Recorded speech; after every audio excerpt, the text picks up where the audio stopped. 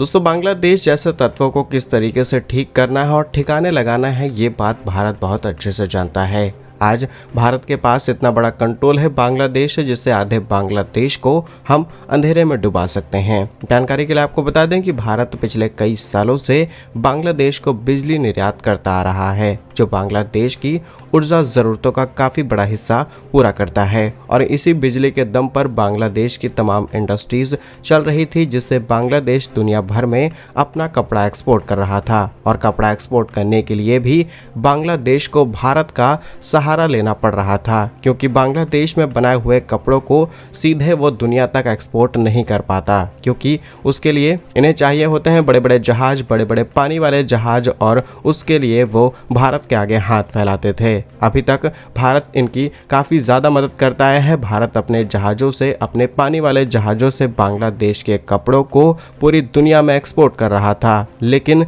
जैसे ही मोहम्मद यूनुस ने भारत के अलग अलग राज्यों को लेकर के टिप्पणी देनी शुरू की, भारत ने कहा कि बेटा, अब तुम्हें बताने का समय आ चुका है। और भारत ने बांग्लादेश को दी जाने वाली 5 साल पुरानी ट्रांसशिपमेंट फैसिलिटी पूरी तरीके से बंद कर दी। एक झटके में बांग्लादेश को करीब 3-3.5 हजार करोड़ रुपए का नुकसान हो चुका है, और करीब 4,500 से लेकर के 5,000 ट्रक सालाना भारतीय पोर्ट्स और एयरपोर्ट्स पर आकर के अपने टेक्सटाइल दुनिया भर में एक्सपोर्ट के लिए भेजते थे, वो सारे रास्ते भारत ने बंद कर दिए हैं। और भारत ने बांग्लादेश की इस हद तक मदद की थी कि हमने बांग्लादेश के लिए एक पावर प्लांट बना करके तैयार किया, ताकि इनको अच्छी क्वालिटी की बिजली मिल सके और लंबे समय तक बिजली मिलती रहे, ताकि बांग्लादेश समय के साथ ग्रो करता रहे। लेकिन इन्होंने हमारे ही पीठ में खंजर भोंक करके हमसे दुश्मनी मोल ले ली, और अब भारत ने तैयारी कर ली है कि बांग्लादेश को एक और बड़ा झटका दिया जाए। और भारत और बांग्लादेश के बीच चल रहे सहयोग में कई चुनौतियां सामने आई। बांग्लादेश चाहता तो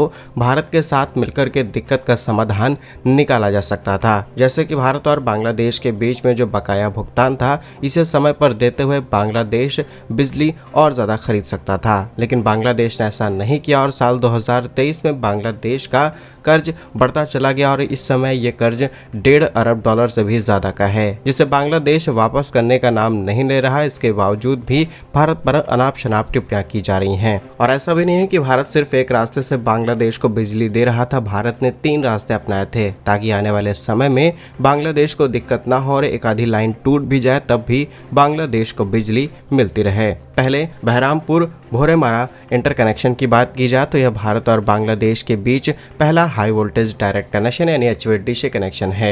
यह पश्चिम बंगाल के बहरामपुर मुर्शिदाबाद जिले, जहां पर इस समय दंगे देखने को मिल रहे हैं, वहां से बांग्लादेश के भोरेमारा तक जाता है। इस लाइन की क्षमता करीब 500 मेगावाट की है, जिसके बाद इसे बढ़ा करके 1000 मेगावाट कर दिया गया। साल 2013 में भारत ने बांग्लादेश के लिए इसे चालू किया था। दूसरी लाइन है सूरज मणिनगर कोमिल्ला ट्रांसमिशन लाइन। यह लाइन त्रिपुरा से सूरज मणिनगर से बांग्लादेश के कोमिल्ला तक जाती है। इसकी क्षमता 400 केवी की है, और 2016 में इसे चालू किया गया, और इस लाइन के माध्यम से करीब 500 मेगावाट तक बिजली निर्यात की जाती है। तीसरी है गोड्डा बोगरा ट्रांसमिशन लाइन। यह लाइन झारखंड के गोड्डा से बांग्लादेश के बोगरा तक जाती है, और विशेष रूप से अडानी पावर प्लांट जो कि गोड्डा के अंदर तैयार किया गया है, वहां से बिजली बांग्लादेश को भेजी जा रही थी। वर्तमान में इसकी क्षमता करीब 1600 मेगावाट की, और इसे रिसेंटली यानी कि साल 2023 में ही चालू किया गया है। फिलहाल ये तो रही बात कि भारत बांग्लादेश को बिजली किस तरीके से एक्सपोर्ट कर रहा था, लेकिन अब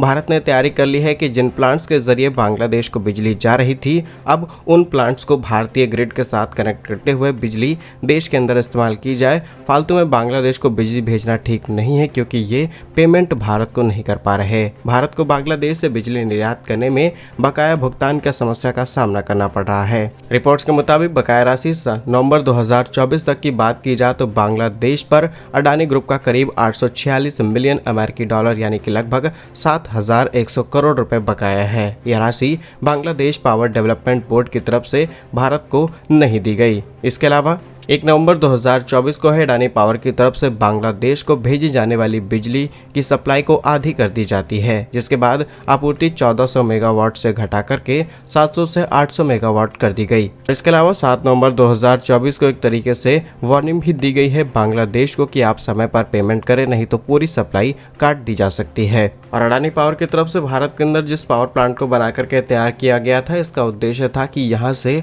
हम बिजली सीधे बांग्लादेश को एक्सपोर्ट करेंगे। इसका भारत के डोमेस्टिक कंजम्पशन पर किसी भी तरीके का यूज नहीं किया जाएगा। इसीलिए साल 2017 में अडानी पावर ने बांग्लादेश के पावर डेवलपमेंट बोर्ड के साथ मिलकर के 25 साल तक बिजली आपूर्ति करने के लिए एक पावर परचेस एग्रीमेंट, जिसे पीपीए कहा जाता है, इसे साइन किया गया था। यह plant ultra super critical technology पर बेस्ड है और यह आयातित कोयले से बिजली का उत्पादन करता है। बांग्लादेश इस प्लांट से बिजली का एकमात्र खरीदार है, लेकिन अब इसी पावर प्लांट को यूटिलाइज करने के लिए भारत एक नई ग्रिड लाइन को सेटअप कर रहा है, ताकि इसे भारत की मेन लाइन ग्रिड से कनेक्ट करते हुए भारत को बिजली दी जा सके और उस नॉर्थ ईस्ट तक बिजली पहुंचाई जा सके, जिसे मोहम्मद यूनुस ने लैंडलॉक बताने का काम किया। बकाया भुगतान और आपूर्ति कटौती के बाद भारत ने गोडा पावर प्लांट की बिजली का उपयोग करने के लिए एक नई ग्रिड लाइन को बनाने का फैसला किया है। नवंबर 2024 में अडानी पावर ने गोडा पावर प्लांट की बिजली को भारत की घरेलू ग्रिड में उपयोग करने के लिए एक नई लाइन ट्रांसमिशन